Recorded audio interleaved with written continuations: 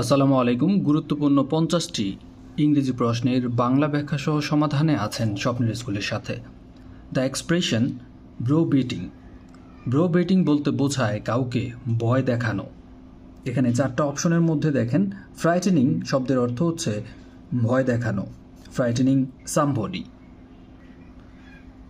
ভ্যালড is, ভ্যালড শব্দের অর্থ হচ্ছে গীতিনাট্য, যাকে অন্যভাবে বলা যায় গাথা, বীর গাথা। এটাকে আবার চারণ গীতি অথবা গীতিগাও বলা হয়। সো এখানে যে উত্তরটা হবে সেটা হচ্ছে a kind of short narrative poem. Option হচ্ছে C number option. What is catastrophe? Catastrophe এর বাংলা অর্থ হচ্ছে বিপর্যয়, বিপর্যয়কারী ঘটনা, আকস্মিক কোনো বিপত্তি অথবা সর্বনাশ। আর এটাকে যদি নাটকের সাথে তুলনা করা হয় তাহলে the tragic end of dramatic event.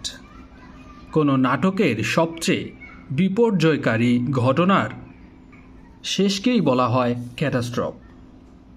স্টেলওয়ার্ট, স্টেলওয়ার্ট এই শব্দটা পলিটিক্স বা রাজনীতিতে ব্যবহার করা হয়। রাজনীতিতে এর সঠিক অর্থ হচ্ছে রিলায়েবল সাপোর্টার, অর্থাৎ যার উপরে ভরসা করা যায়। এই শব্দটির আরও কিছু অর্থ আছে, সেগুলো হচ্ছে সাহসী, অদম্য, বলিষ্ঠ অথবা শক্ত সমর্থ বা স্থির সংকল্প।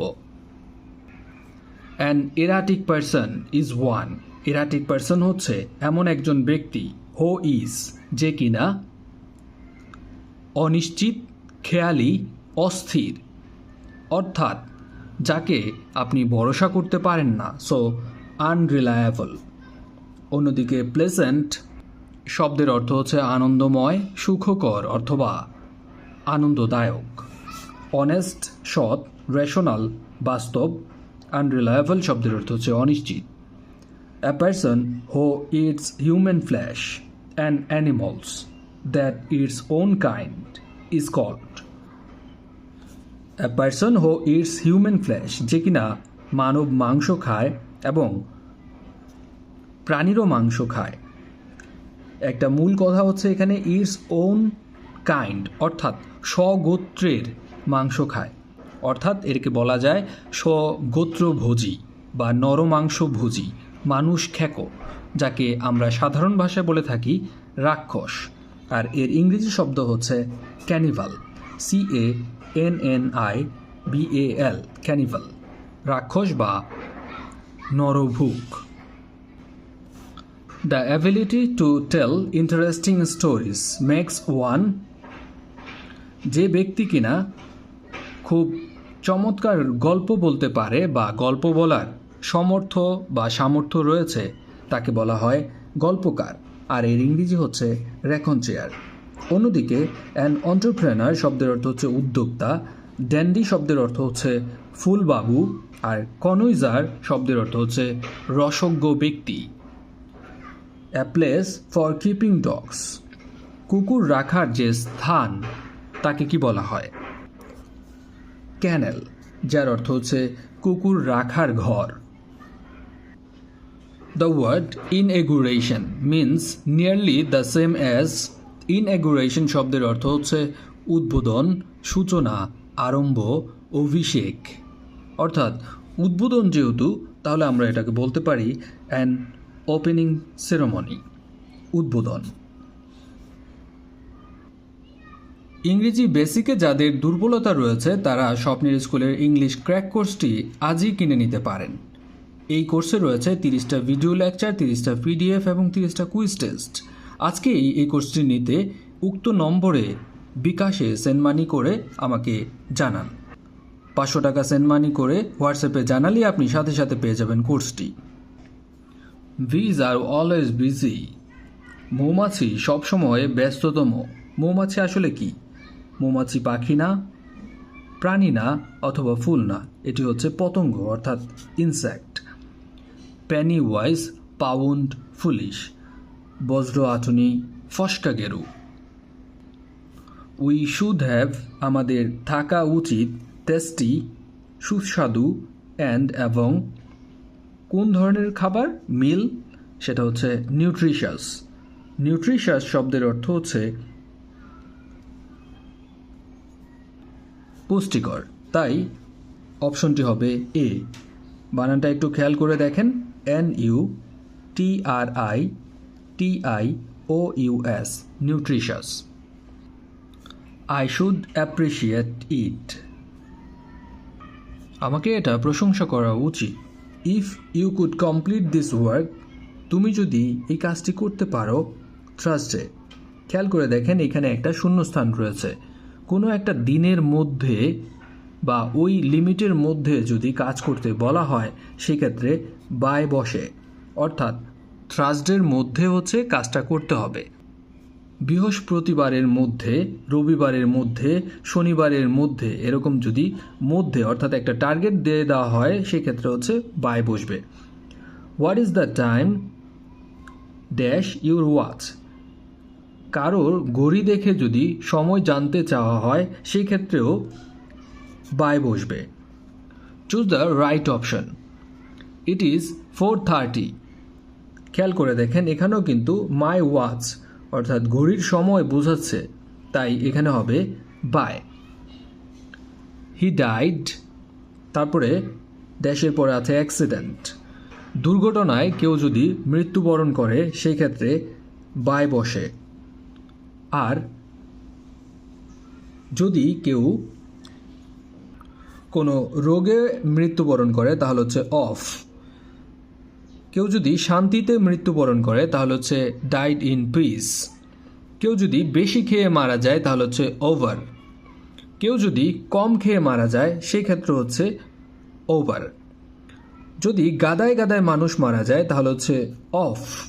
খেয়াল করে দেখেন এই অফ কিন্তু কোনো রোগে মারা যাওয়া, আর মহামারীতে যদি মারা যায় সেই ক্ষেত্রে হচ্ছে অফ ব্যবহৃত হবে। অ্যাবস্টেইন ড্যাশ স্মোকিং, অ্যাবস্টেইন শব্দের অর্থ হচ্ছে বিরত থাকা বা কোনো কিছু পরিহার করা, নিজের থেকে কোনো কিছু নিবৃত্ত করা।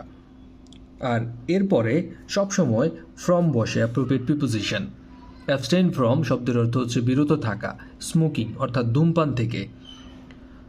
What has this letter come from, অর্থাৎ কোনো জায়গা থেকে যদি কোনো চিঠি আসে বা যে কোনো সিচুয়েশনে কোনো জায়গা থেকে যদি উদ্ভূত হয়, আগমন ঘটে, সেক্ষেত্রে ফ্রম বসে। এখানে দেখেন বানানটা কিন্তু ভুল আছে, FROM, from. It is difficult to part, এটা খুব কঠিন। টু পার্ট ফ্রম, সরে আসা। From a long held belief, long held শব্দের অর্থ হচ্ছে দীর্ঘদিন ধারণ করা, বিলিফ শব্দের অর্থ হচ্ছে বিশ্বাস। দীর্ঘদিন ধারণ করা বিশ্বাস থেকে সরে আসা অনেক কঠিন, তাহলে এখানে হবে from. While living in poverty, the poet had to dash a great deal of sufferings, অর্থাৎ অনেক কষ্ট সহ্য করতে হয়েছে। আর সহ্য করার এখানে গ্রুপ ভার্ব হচ্ছে put up with. Put up with এর অর্থ হচ্ছে টু টলারেট, অর্থাৎ সহ্য করা। The rich should not look down dash the poor, look down upon শব্দের অর্থ হচ্ছে ঘৃণা করা।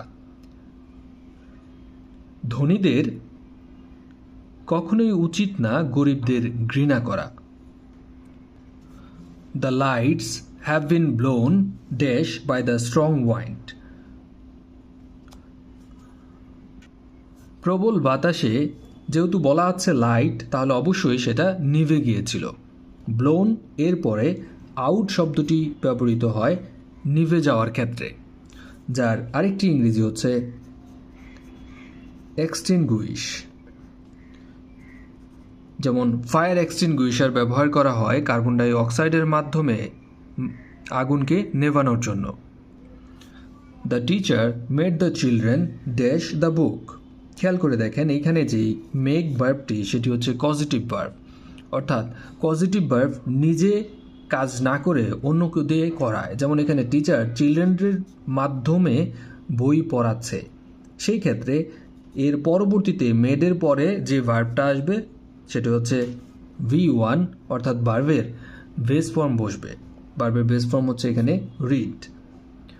My friend dash before I came. খেয়াল করে দেখেন বিফোরের পূর্বে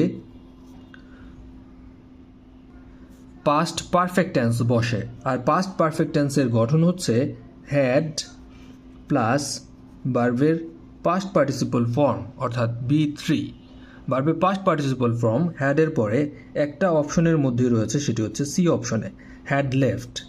যদি এখানে আফটার থাকতো এবং আফটারের পরে হচ্ছে আপনার শূন্যস্থান থাকতো, তাহলে আফটারের পরে হচ্ছে এই পাস্ট পারফেক্ট টেন্স হতো। বিফোরের পূর্বে বসে এবং আফটারের পরে বসে। সিন্সের ক্ষেত্রে নিয়মটা একটু জেনে নিন। সিন্সের আগে যদি প্রেজেন্ট পারফেক্ট টেন্স থাকে, এর পরবর্তীতে পাস্ট ইনডিফিনিট টেন্স হয়ে থাকে। আর পাস্ট ইনডিফিনিট অর্থাৎ এই মিড ভার্বটির পাস্ট ইনডিফিনিট টেন্স হচ্ছে মেট, MET, অর্থাৎ সাক্ষাৎ করা। Which one is the correct spelling? Lieutenant. লেফটেন্যান্টের একটি শর্টকাট রয়েছে, মিথ্যা তুমি 10 পিঁপড়া। তাহলে মিথ্যার ইংরেজি হচ্ছে লাই, LIE, লাই। ইউ মানে হচ্ছে তুমি, 10 মানে হচ্ছে 10, অ্যান্ট মানে হচ্ছে পিঁপড়া। মিথ্যা তুমি 10 পিঁপড়া, lieutenant. Which one of the following has the right spelling? Miscellaneous. এর শব্দের অর্থ হচ্ছে বিবিধ অর্থাৎ অন্যান্য কিছু। মিস, এটি একটু ভেঙে আমরা পড়ার চেষ্টা করি। মিস সেল অ্যানি আস, মিসসেলেনিয়াস অর্থাৎ বিবিধ। লাইসেন্স শব্দটির অর্থ লাইসেন্সই আমরা ব্যবহার করে থাকি, তাছাড়া এর আরও কিছু অর্থ আছে, অনুমতিপত্র, অনুজ্ঞাপত্র বা পরোয়ানা দেওয়া। লাইসেন্সের এই শেষের শব্দটা যদি CE থাকে তাহলে সেটা হবে নাউন। যেহেতু এখানে লাইসেন্স বা অনুমতিপত্র, তাই এটি নাউন হবে। আর এরপরে যদি SE থাকে সেই ক্ষেত্রে সেটা হয়ে যায় verb. Which of the following words means the opposite of obscure? Obscure শব্দের অর্থ হচ্ছে ধোঁয়াশা, অর্থাৎ যেটা স্পষ্ট নয়। আর এর বিপরীত শব্দ হবে অবশ্যই স্পষ্ট, তাই এর বিপরীত শব্দ হচ্ছে লুসিড। অন্যদিকে খেয়াল করে দেখেন ডুবিয়াস শব্দের অর্থ হচ্ছে সন্দেহজনক। ভ্যাগ শব্দের অর্থ হচ্ছে অস্পষ্ট। ইনডিস্টিংক্ট শব্দের অর্থ হচ্ছে আবছা, ঝাপসা, অপরিষ্কার, বিশৃঙ্খল অথবা অস্পষ্ট। তাই এখানে সঠিক উত্তর হবে lucid. The antonym of optimism. Optimism এর বিপরীত শব্দ হচ্ছে পেসিমিজম। অপটিমিজম শব্দের অর্থ হচ্ছে আশাবাদিতা, আর পেসিমিজম শব্দের অর্থ হচ্ছে নিরাশাবাদিতা। এর অ্যাডজেক্টিভ যদি আমি বলি তাহলে হবে অপটিমিস্ট শব্দের অর্থ হচ্ছে আশাবাদী, আর এর বিপরীত শব্দ হবে প্যাসিমিস্ট অর্থাৎ নিরাশাবাদী। তাই এখানে হবে প্যাসিমিজম। আজকে এ পর্যন্তই। এতক্ষণ ছিলেন স্বপ্নের স্কুলের সাথে। স্বপ্নের স্কুলের ইংলিশ ক্র্যাক কোর্সটি আজকেই আপনার হোয়াটসঅ্যাপে পেতে উক্ত নম্বরে 500 টাকা সেন্ড মানি করে পাঠিয়ে এই একই নম্বরে আপনি যদি মেসেজ দিয়ে আমাকে জানান, সাথে সাথেই আপনি পেয়ে যাবেন আমাদের ফুল কোর্সটি। ইনশাআল্লাহ ইংরেজিতে আপনার যে কোনো ধরনের সমস্যা সমাধান হয়ে যাবে, নিতে পারবেন যে কোনো চাকরির পরীক্ষার জন্য বেস্ট প্রিপারেশন। আসসালামু আলাইকুম।